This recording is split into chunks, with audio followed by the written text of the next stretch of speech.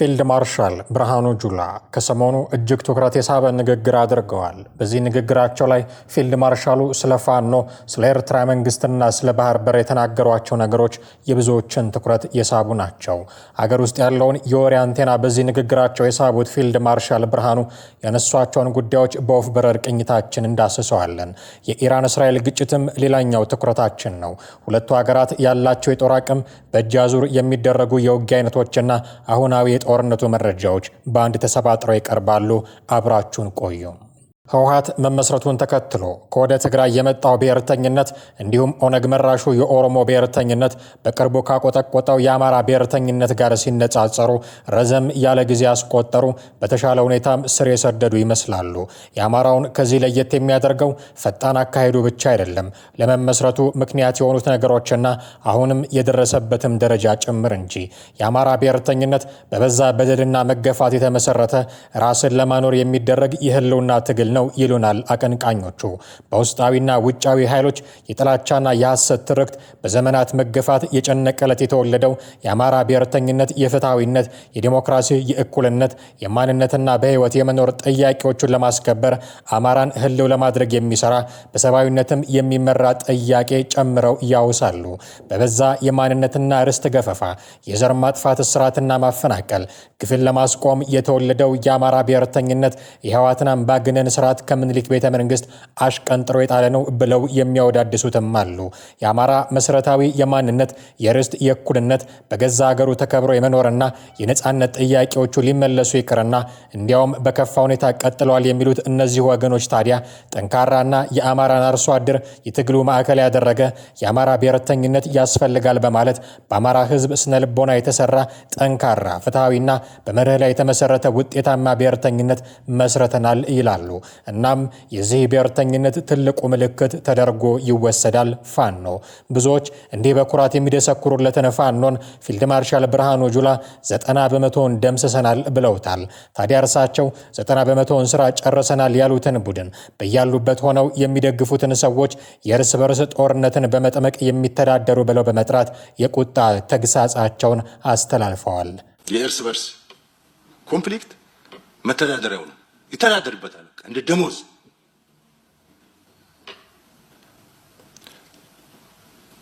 ያ የፈጠረው ግጭት አሸናፊ ሆኖ ከመጣ ስልጣን ይፈልጋል።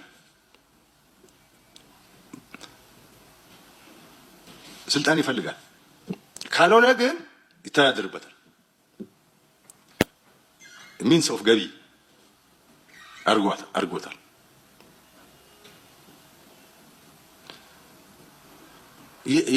የግሉ ጉዳይ ሲጓደልበት ሮጦ እዛ ይገባል።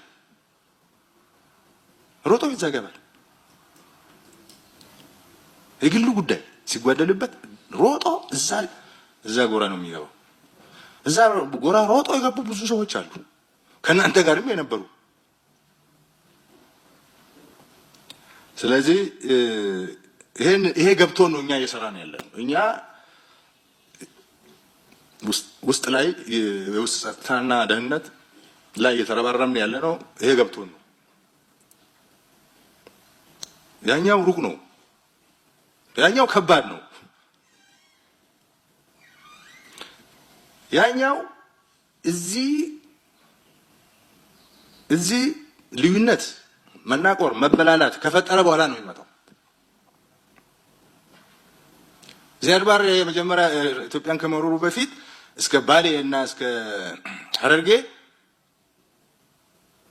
የኛኑ ቅጥረኛ ቀጥሮ ሰክስጎ ነው የመጣው።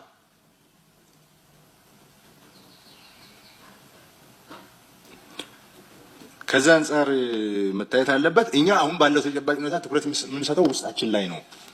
ውስጣችን ላይ ደግሞ እየሰራን ነው። አንዳንድ ሰዎች ምናልባትም ራሳቸው የመንግስት አባል ነን የሚሉ ሰዎች የማይገባቸው ነገር አለ። የመከላከያ ተልእኮ ያለማወቅ ችግር አለ። አንዳንዱ ምን ይላል? መከላከያ ከኦሮሚያ ይውጣ ይላል። አንዳንዱ ከአማራ ይውጣ ይላል። ፊልድ ማርሻሉ በዚህ ብቻ አላበቁም።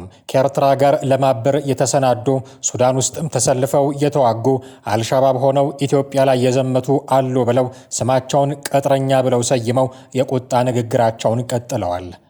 የኛ ሰው ኢሞሽናል ነው። የኛ ሰው ለመቀጠር በጣም ዝግጁ ነው። እንዴት እንደሆነ አይገባኝም። የሌላ ሀገር ሰው እኮ እንደዛ አይደለም። ግብጽ ሄደው እኮ ጸረ ግብጽ ናሽናል ኢንተረስት የምታሰልፈው ሰው ገንዘብ ሰጥተም እኮ አታገኝ። የኛ ግን በጣም ተቀጣሪ ነው። መቀጠሩ እስከምን ይሄዳል መሰለህ? ሲፈልግ አይሲስ ይሆናል የኛ ሰው፣ ሲፈልግ ምንድነው አልሸባብ ይሆናል የኛ ሰው። አልሸባብ ገብተው የገደልናቸው ኢትዮጵያውያን አሉ። በቀደም ሱዳኖች እርስ በርስ ሲጋጩ ሱዳን ሄዶ የተቀጠራል። አሁን ደግሞ ለሻዕቢያ ለመቀጠር ያለው ሽሩጉድ ሊነግራቸው። ብዙዎች መከላከያውን በተመለከተ የሚያነሱት ተደጋጋሚ ጥያቄ አለ። መከላከያ የውስጥ ጉዳዩን ትቶ ስለምን ወደ ድንበር አይሄድም የሚል። ይህ ጥያቄ የመከላከያን ክንድ ካለመቋቋም የመጣ ይሆን አሊያም ለሕግ ከመቆርቆር ባይታወቅም ፊልድ ማርሻል ብርሃኑ ግን ለዚህ ጉዳይ ምላሽ አለኝ ብለዋል። ብዙ ሰው ምን ይላል? መከላከያ ለምን ወደ ቦርደር አይሄድም? በውስጥ ግጭት ምን ያደርጋል ብሎ ጥያቄ ይጠይቃል። በህገ መንግስት የተቀመጠውን የሰራዊት ማቋቋሚያ አዋጅ አንብብ በሉት። መከላከያ ሰራዊት ከአማራ ክልል የት ሄዳል? መከላከያ ሰራዊቱ ራሱ አማራ ነው። ከኦሮሚያ የት ሄዳል? ራሱ ኦሮሞ ነው። ትንሿ ኢትዮጵያ የሚባለው የመከላከያ ተቋም ነው። ስለዚህ ተልእኮ ደግሞ የውጭ ሲመጣ ብቻ ሳይሆን የምንዋጋው ለውጭ ምቹ ሁኔታ የሚፈጥር የውስጥ ቅጥረኛ ጸረ ሰላም ኃይል ተነስቶ ስርዓት አፈርሳለሁ ካለ፣ ህግ አጠፋለሁ ካለ መከላከያ ሰራዊት እንደሚዋጋ አዋጁ ያስቀምጣል። ስለዚህ ነው የምንዋጋው። ሁሉም የኢትዮጵያ ግዛት ደግሞ የመከላከያ ግዛት ነው። አማራ በለው፣ ሶማሌ በለው፣ አፋር በለው፣ ኢትዮጵያ በለው፣ ሁሉም ግዛት የኢትዮጵያ ነው የመከላከያ ሰራዊት ግዛት ነው፣ ቦታ ነው፣ መንደር ነው፣ መኖሪያው ነው፣ መሬቱ ነው። የት ነው የሚሄደው? ማን ነው ሂድ የሚለው? እሱ የጠበቃትን አገር ለቀህ ሂድ አይባል። አንተ አሜሪካ ቁጭ ብለህ ለዚህ ግዙፍ ተቋም እንደዛ አይነት ተልእኮ መስጠት አትችልም።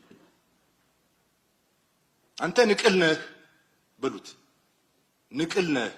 ይቅር ለመከላከያ ሰራዊት ለሆነ ቀበሌ መመሪያ መስጠት አትችልም። ሌላው የፊልድ ማርሻል ብርሃኑ ጁላ ያነሱት ጉዳይ የባህር በርን በተመለከተ ነው።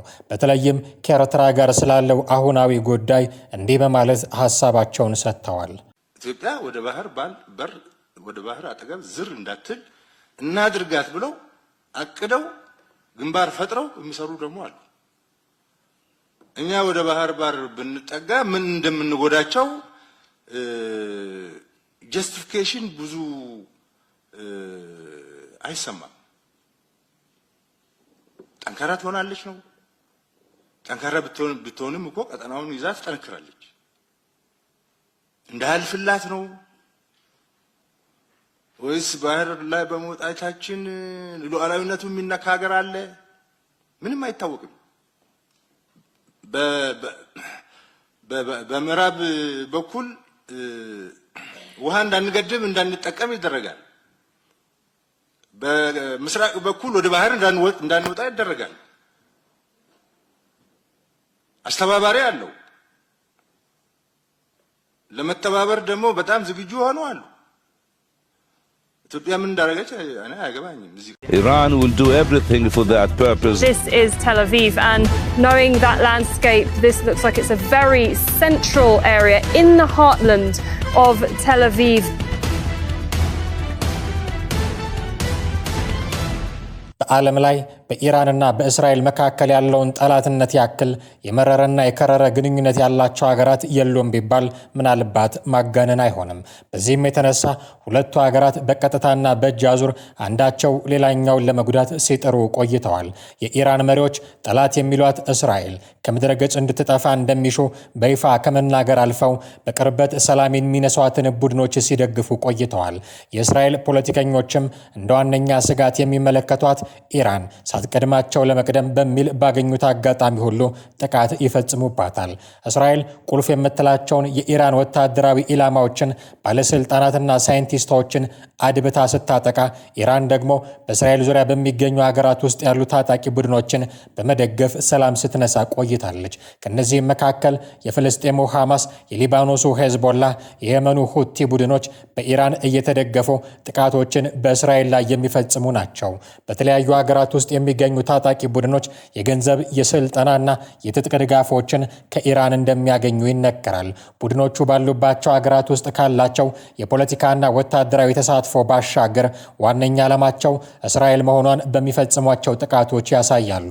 ከአንድ ዓመት በፊት ሐማስ በእስራኤል ላይ የፈጸመው ድንገተኛና ከባድ ጥቃት የእስራኤልን እስካሁን ያልተቋረጠ መጠነ ሰፊ የአጸፋ ጥቃትን አስከትሏል። ከወራት በፊት ደግሞ የሊባኖሱ ሄዝቦላ ከድንበር ባሻገር የሚፈጽማቸውን ጥቃቶች ተከትሎ ከእስራኤል ጋር ጦርነት ውስጥ ከገባ በኋላ መሪውን ጨምሮ በርካታ አባሎቹ ተገድለውበት ከባድ ጉዳት ደርሶበታል። የየመን ሁቲዎች ደግሞ እስራኤል በጋዛ ላይ የምታካሄደውን ጥቃት በመቃወም በእስራኤል ላይ የሚሳኤልና የድሮን ጥቃቶችን ሲፈጽሙ በአጸፋው እስራኤል የቡድኑን ይዞታዎች በአውሮፕላኖች ስታጠቃ ቆይታለች። ከነዚህ ቡድኖች ጀርባ ኢራን እንዳለች የምትከሰው እስራኤል በተለይ ካለፈው ዓመት ወዲህ ተደጋጋሚ ጥቃቶችን በኢራን ውስጥና ከኢራን ውጭ በአገሪቱ ባለስልጣናትና ወታደራዊ ተቋማት ላይ ፈጽማለች። ኢራን በበኩሏ በእስራኤል ላይ መጠነ ሰፊ የሚሳኤልና የድሮን ጥቃቶችን በመፈጸም ምላሽ ሰጥታለች። ይህም በመካከለኛው ምስራቅ ውስጥ ከባድ ጦርነት ሊከሰት ይችላል የሚል ስጋት አስከትሎ ቆይቷል። ሐማስ እስራኤል ላይ ጥቃት እስከሚፈጽምበት ጊዜ ድረስ ኢራን በምትደግፋቸው ቡድኖች እስራኤልን ስታስጠቃ፣ እስራኤል ደግሞ ከኢራን ጋር የሚገናኙ ኢላማዎችን ስትመታ በቀጥታ ከመጋጨት ተቆጥበው ነበረ። ከቅርብ ጊዜ ወዲህ ግን ሁለቱ ሀገራት ለረጅም ጊዜ በእጅ አዙር ሲያደርጉት የነበረው ፍልሚያ ወደ ቀጥተኛ ጥቃት ተሸጋግሯል። በአውሮፓውያኑ 2022ና 2023 የኢራን የመከላከያ በጀት 7.4 ቢሊዮን ዶላር አካባቢ የነበረ ሲሆን የእስራኤል ግን ከእጥፍ በላይ 19 ቢሊዮን ዶላር ነበረ። ከምጣኔ ሀብት አንጻርም የእስራኤል አጠቃላይ ሀገራዊ ምርት ከኢራን በእጥፍ የሚበልጥ ነው። የተለያዩ አሃዞች እንደሚያመላክቱት እስራኤል ለውጊያ ዝግጁ የሆኑ 340 ወታደራዊ አውሮፕላኖች ሲኖሯት ይህም ኢላማ የለዩ ጥቃቶችን የመፈጸም ብቃትን ይሰጣታል። ካሏት የጦር ጄቶችን መካከል ረጅም ርቀት ተጉዘው ጥቃት የሚፈጽሙት ኤፍ-15 አውሮፕላኖች፣ እጅግ ዘመናዊዎቹ ኤፍ-35 አውሮፕላኖች ደግሞ ከራዳር እይታ ውጭ የሚጓዙ ሲሆኑ ፈጣን አጥቂ ሄሊኮፕተሮችም አሏት። ኢራን ደግሞ 320 የሚደርሱ የውጊያ ብቃት ያላቸው አውሮፕላኖች ባለቤት ናት። ጄቶቿ የ1960ዎቹ ስሪቶችን ጨምሮ ኤፍ4፣ ኤፍ5 እና ኤፍ14 የጦር አውሮፕላኖች እንዳሏት መረጃዎች ያሳያሉ። አይረንዶም እና አሮ የተባሉት የሚሳኤል ጥቃት መከላከያ ስርዓቶች እስራኤል ራሷን ለመጠበቅ የሚያስችሏት የጀርባ አጥንቾቿ ናቸው ሊባሉ ይችላሉ። እስራኤል ከኢራን ከ2100 ኪሎ ሜትር በላይ በሚሆን ርቀት ላይ ነው የምትገኘው። ኢራን እስራኤልን ለማጥቃት ዋነኛው መሳሪያዋ በዚህ ምክንያት ሚሳኤል ሆኗል። ለዚህም ኢራን የምታካሄደው የሚሳኤል ግንባታ ፕሮግራም በመካከለኛው ምስራቅ ውስጥ ካሉት መካከል ትልቁና የተለየ አቅም ያለው መሆኑ ይነገርለታል። ኢራን ከእስራኤል ጋር ስትነጻጸር ያላት የመከላከያ ስርዓት ዘመናዊ ቴክኖሎጂን የሚጠቀመው በዝቅተኛ ደረጃ ነው። ስለዚህም በእስራኤል የሚፈጸም የኤሌክትሮኒክስ ጥቃት ከባድ ጉዳትን ሊያደርስባት ይችላል ተብሎም ይሰጋል። እስራኤል የራሷ የኒውክሌር ጦር መሳሪያዎች እንዳሏት ቢነገርም በመንግስት ደረጃ ግን በይፋ እንዳይገለጽ በማድረግ መሳሪያው እንዳላት በሁሉም ዘንድ ጥርጣሬ እንዲፈጠርም ስታደርግ ቆይታለች። ምንም እንኳን ኢራን የኒውክሌር ጦር መሳሪያ ያላት ተብላ ብትከሰስም ምንም አይነት ማረጋገጫ እስካሁን የለም። ኢራን የምታካሄደው የኒውክሌር ፕሮግራም ለሰላማዊ አገልግሎት የሚውል ነው ብላ ትከራከራለች። እስራኤልና ምዕራባውያን ግን ይህንን ባለመቀበል አንድ ቀን ኢራን ኒውክሌር የታጠቀች ሀገር ሆና ብቅ ትላለች የሚል ስጋት አላቸው። ወደ 89 ሚሊዮን የሚጠጋ ህዝብ ያላት ኢራን ከእስራኤል አንጻር ትልቅ ሀገር ናት። 10 ሚሊዮን ህዝብ ያላት እስራኤል 9 ጊዜ ከኢራን የሚያንስ ዜጋ ነው ያላት። በተጨማሪም ኢራን እስራኤል ካሏት የመደበኛ ሰራዊት አባላት 6 እጥፍ የሚበልጡ ወታደሮች አሏት። በዚህም ኢራን 600 ሺህ መደበኛ ወታደሮች ሲኖሯት የእስራኤል ደግሞ 170 ሺህ ብቻ ናቸው። በእስራኤል ጎረቤት ሀገራት ውስጥ የሚገኙት በኢራን የሚደገፉት ታጣቂዎች በእስራኤል ላይ መደበኛ ጥቃቶችን እየሰነዘሩ ሲሆን በምላሹ እነሱን ኢላማ ልታደርጋቸውም ትችላለች። የመካከለኛው ምስራቅ የመከላከያ ባለሙያው ጄሬሚ ቢኔ እንደሚያምኑት ከሆነ እስራኤል አጸፋ ለመመለስ ከፈለገች ሊባኖስና ሶሪያ ውስጥ የሚገኙ ቦታዎችን የመሳሰሉ በርካታ አማራጮች አሏት። ነገር ግን መደበኛ የሆነ ጦርነት በሁለቱ ሀገራት መካከል ይቀሰቀሳል የሚለውን ስጋት ይጠራጠሩታል። ለዚህም ኢራንና እስራኤል የሚጋሩት የየብስ ድንበርም ሆነ ባህር ጠረፍ ስለሌለ ፊት ለፊት የመዋጋት እድል የላቸውም ይላሉ። ስለዚህም ረጅም ርቀት ተወንጫፊ የጦር መሳሪያዎችንና የአየር ጥቃቶችን መጠቀም በሁለቱም በኩል ያሉ ዋነኛ አማራጮች ናቸው። ይህ ደግሞ በሁለቱ ሀገራት መካከል ያሉትን የሶሪያን፣ የዮርዳኖስን ወይም የኢራቅን የአየር ክልል መጣስን ይጠይቃል። በእስራኤል በኩል ከዚህ በፊት እንደምታደርገው ሁሉ ሰላዮቿን በሚስጥር ተልዕኮ አሰማርታ ኢራን ውስጥ ያልተጠበቁ ጥቃቶችን ልትፈጽም የምትችልበት እድልም አለ። የመካከለኛው ምስራቅ ጉዳዮች ባለሙያ የሆኑት ታሪቅ ሱሌይማን እንደተናገሩት ከሆነ በሁለቱ ሀገራት መካከል ያለው ግጭት ይባባሳል የሚል እምነት የላቸውም። ነገር ግን በኢራን ላይ የሚደረግ ጦርነትን የሚደግፉ የፓርላማና የካቢኔ አባላት ስላሉ በጠቅላይ ሚኒስትር ቤንያሚን ኔታንያሁ ላይ ጫና ሊያሳድሩ ይችላሉም ይላሉ። እንዲሁም በተለዋዋጩ የእስራኤል ፖለቲካ ውስጥ ኔታንያሁ ፖለቲካዊ መዳከም ባጋጠማቸው ጊዜ የኢራንን ካርድ ሊመዙት ይችላሉ ሲሉም ያስጠነቅቃሉ። የእስራኤሉ ሂብሩ ዩኒቨርሲቲ ባካሄደው የህዝብ አስተያየት መለኪያ 3/4 የሚሆኑ እስራኤላውያን አገራቸው በኢራን ላይ የአጸፋ እርምጃ የምትወስድ ከሆነ ከወዳጆቿ ጋር ያላትን የደህንነት ስምምነትን ስለሚጎዳው ይቃወሙታል። ምንም እንኳን እስራኤልና ኢራን እስካሁን ድረስ መደበኛ ጦርነት አድርገው ባያውቁም ሁለቱም ሀገራት ይፋ ያልወጣ ግጭት ሲያካሂዱ ቆይተዋል። ለዚህም በሌሎች ሀገራት ውስጥ የሚገደሉ የኢራን ቁልፍ ሰዎች በእስራኤል እንደተገደሉ በተደጋጋሚ ይነገራል። ኢራን ደግሞ በምትደግፋቸው ቡድኖች አማካይነት እስራኤልን ኢላማ ስታደርግ ቆይታለች። በወታደራዊና ፖለቲካዊ ቡድን ሂዝቦላህ ከሊባኖስ ሆኖ በእስራኤል ላይ ትልቁን የኢራን ጦርነት በእጅ አዙር እያካሄደ ነው። ኢራንም ሂዝቦላህን እንደምትደግፍ አንድም ጊዜ አስተባብላ አታውቅም። በጋዛ ለሚገኘው ሐማስም የምትሰጠው ድጋፍ ተመሳሳይ ነው። መስከረም 26 ከባድ ጥቃት እስራኤል ላይ ፈጽመው የለየለት ጦርነት ውስጥ የገባው ሐማስ ለዓመታት ከጋዛ ሰርጥ በእስራኤል ላይ ሮኬቶችን ሲያስወነጨፍ ቆይቷል። እስራኤልና ምዕራባውያን ሀገራትም ለሐማስ የጦር መሳሪያ ተተኳሽና ስልጠና የምትሰጠው ኢራን ናት ብለው ያምናሉ። በየመን የሚገኙት የሁቲ ታጣቂዎችም ሌሎኞቹ የኢራንን የእጅ አዙር ጦርነት የሚያካሂዱ ቡድኖች ናቸው። ሳውዲ አረቢያም ከሁቲዎች በኩል የሚተኮሱባት ሚሳኤሎች በኢራን የተሰሩ ናቸው ትላለች። በተጨማሪም በኢራን የሚደገፉ ቡድኖች በኢራቅና በሶሪያ ውስጥ ከፍተኛ ስልጣን አላቸው። ኢራን የሶሪያ መንግስትን የምትደግፍ ሲሆን በእስራኤል ላይ ለሚፈጸሙ ጥቃቶች የሶሪያ ግዛት ጥቅም ላይ እንደሚውል ይነገራል። እናም ሁለቱ ታሪካዊ ባላንጣ አገሮች ከትናንትና ጀምሮ የለየለት ጦርነት ውስጥ ገብተዋል። የጥቃት ቅድሚያውን ወስዳ የነበረችው እስራኤል ናት። አጸፋዋን የመለሰችው ደግሞ ኢራን። ይህንን የኢራንን አጸፋ የእስራኤል መከላከያ ሚኒስትር ኢራን ቀይ መስመር አልፋለች ብለው ነበር የተረዱት።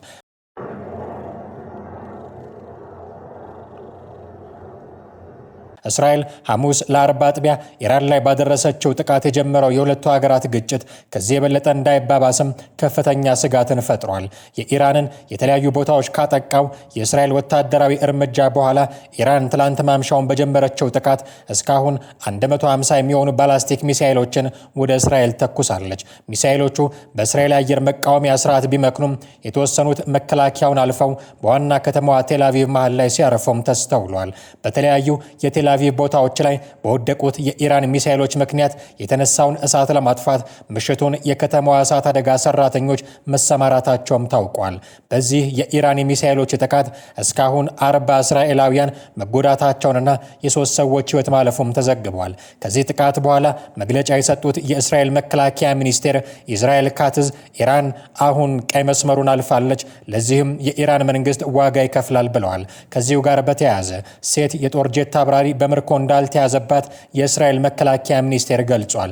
በኢራንና እስራኤል ግጭት የእስራኤል ጦር ኢራንን እንዲደበድቡ ከላካቸው የጦር አውሮፕላኖች መካከል ሁለቱን መትቶ መጣሉን የኢራን ሚዲያዎች ዘግበዋል። ተስኒም የተባለው ከኢራን መንግስት ጋር ግንኙነት ያለው የዜና ምንጭ በፓራሹት የሚወርድ የጦር ጄት አብራሪ የሚታይበት ተንቀሳቃሽ ምስል ጋር አያይዞ ዜናውን አሰራጭቶታል። ከተመቱት 2 የእስራኤል ጦር ጄቶች መካከል የአንዱ አብራሪ የሆነችው ፓይለት በፓራሹት መውረዷንና በኢራን ሰራዊት ተማርካ በቁጥጥር ስር እንደምትገኝ ዘግቦ ነበር። የእስራኤል መከላከያ ሚኒስቴር በበኩሉ ዘገባው ሐሰት ነው፣ የተማረከብን ፓይለት የለም ሲል ማስተባበሉ ተጠቅሷል። ለዘገባችን ቢቢሲና ሲኤንኤንን እማኝ አድርገናል።